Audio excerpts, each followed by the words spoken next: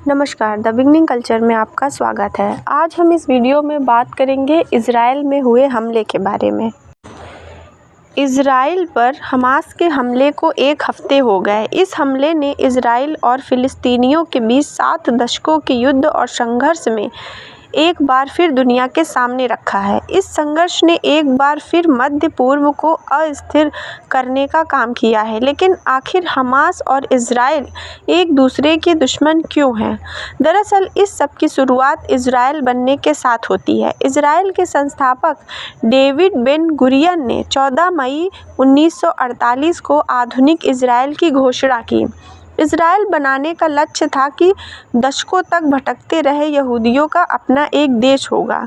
जिस जगह इजराइल बना वहाँ फिलिस्तीन का हिस्सा था। इजराइल के बनने को फिलिस्तीनियों ने तबाही के रूप में बताया। इस जगह पर ब्रिटिश का राज था। इजराइल के बनने पर लगभग 7 लाख लोग उस मैदान फिलिस्तीन की आधी अरब आबादी घर छोड़कर चली गई या उन्हें जबरन निकाल दिया गया। यहाँ से लोग जॉर्डन, लेबनान और सीरिया के साथ साथ गाजा, वेस्ट बैंक और पूर्वी यरूशलेम पहुंच गए। फिलिस्तीन को बांटकर इजराइल के बनाने की घोषणा 14 मई 1948 को हुई थी। अगले ही दिन 5 अरब देशों ने उसके ऊपर हमला कर दिया। 1949 में युद्ध विराम समझौते ने लड़ाई रोक दी, लेकिन कोई औपचारिक शांति नहीं हो सकी। जो अरब आबादी बच गई वह आबादी में 20% है। इसके बाद 1964 में फिलिस्तीन लिबरेशन ऑर्गेनाइजेशन बनी, जिसका उद्देश्य इजराइल को नक्शे से मिटाना था।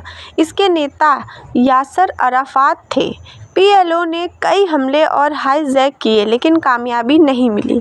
इसके बाद 1967 में इजराइल ने 6 दिनों का युद्ध लड़ा और अरब के 5 देशों को एक साथ हरा दिया। इसके बाद इजराइल ने वेस्ट बैंक, पूर्वी यरूशलेम और गोलान हाइट्स पर कब्जा कर लिया। 1973 में इजराइल और सीरिया ने फिर हमला किया, लेकिन 3 हफ्ते में दोनों सेनाओं को उसने पीछे ढकेल दिया। इजराइल ने 1982 में लेबनान पर हमला किया और 10 सप्ताह की घेराबंदी के बाद यासिर अराफात के नेतृत्व में हजारों फिलिस्तीनी लड़ाकों को समुद्र के रास्ते निकाला गया। पीएलओ एक आतंकी संगठन न होकर फिलिस्तीन की लड़ाई सेक्युलर तरीके से लड़ रहा था, लेकिन शेख अहमद यासीन के नेतृत्व में कई इस्लामिक संगठन बने जो 1987 के बाद हमास बन गए।